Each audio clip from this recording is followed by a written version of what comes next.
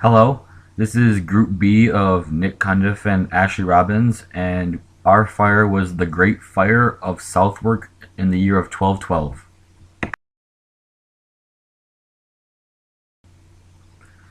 The fire started on or soon after July 10th of 1212 in Southwark on the south side of the Thames River during the feast day of Saint Benedict. High winds blew embers across the Thames and ignited the northern side, which then quickly spread throughout London. Many houses and shops were built of straw and wood on the London Bridge, and the bridge quickly became a fire trap. People from both the north and south side tried to evacuate across the London Bridge and became trapped within. Most of those were killed by the flames.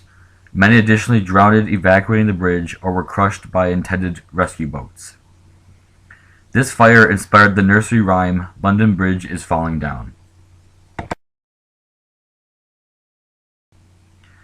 Significant portions of the towns of London and Southwark were completely burned to the ground.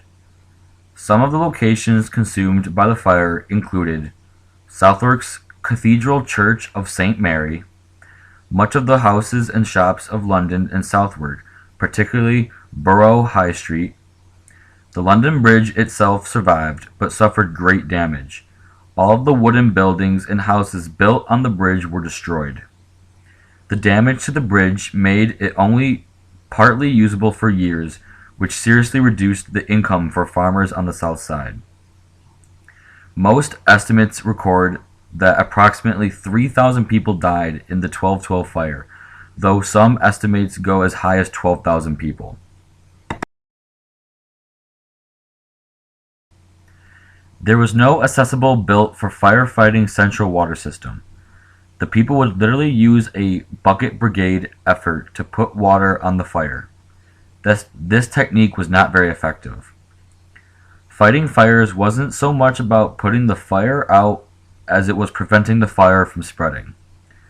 Ignitable things, such as buildings and homes, were torn down and pulled from the fire's path to make fire breaks. The tools of firefighting included axes, roped hooks to pull down structures, and buckets to carry water to the flames. Damage from fires was magnified due to the destruction from this technique. The people involved were all self-organized and not well trained. No formal fire brigade type groups yet existed.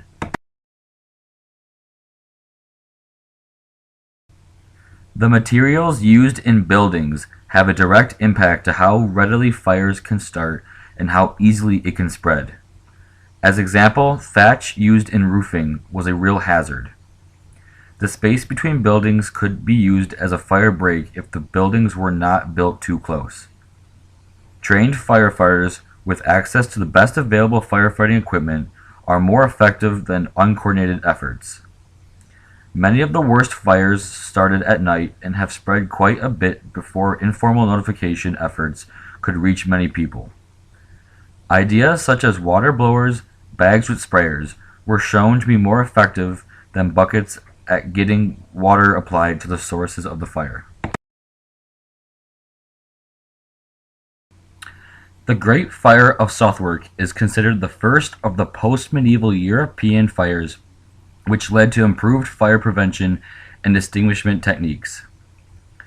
Building code was enacted, including emphasizing the use of stone construction and more spacing for homes and other buildings, and thatched roofing and wooden chimneys were restricted by law. Businesses with ovens and hearths were regulated as to when they could operate and how they had to be monitored. Water feeds and pumps were built to better provide water access for fighting fires.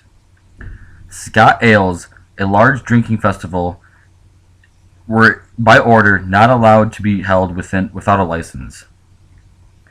Town bellmen were initiated to walk the streets and sound an earlier alarm if fire broke out, and churches were ordered to maintain firefighting equipment. Formal fire brigades began to form to more professionally fight fires. And lastly, these were the four references we used throughout the PowerPoint.